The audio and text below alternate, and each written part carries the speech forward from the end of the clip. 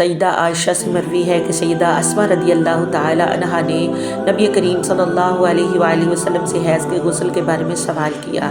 آپ صلی اللہ علیہ وآلہ وسلم نے فرمایا، خاتون پانی اور بیری کے پتے لے لے اور وضو کرے اور اچھی طرح وضو کرے، پھر سر پر پانی بہائے اور اس کو اچھی طرح ملے یہاں تک کہ پانی سر یعنی بالوں کی جڑوں تک پہنچ جائے، پھر اپنے وجود پر پانی بہاوے، پھر کپڑے وغیرہ کا ایسا ٹکڑا لے جس پر کستوری لگی ہوئی، اس کے ذریعے طہارت حاصل کرے۔ سیدہ اسماء نے کہا، وہ اس کے ساتھ کیسے طہارت حاصل کرے؟ آپ صلی اللہ علیہ وآلہ وسلم نے فرمایا، سبحان اللہ، تو اس سے پاکیزگی حاصل کر۔ سیدہ عائشہ رضی اللہ تعالیٰ عنہ نے کہا، گویا کہ یہ بات اس کے لیے خفا والی تھی کہ اس کو خون کے نشانات پر لگا دے، اور میں نے غسل جنابت کے بارے میں سوال کیا۔ آپ صلی اللہ علیہ وآلہ وسلم نے فرمایا،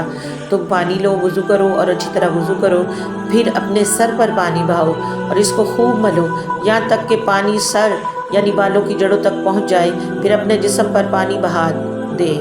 سیدہ عائشہ نے کہا، انصار کی عورتیں بہترین عورتیں ہیں، ان کے لیے دین کی فقاہت حاصل کرنے کے لیے حیا مانع نہیں ہے۔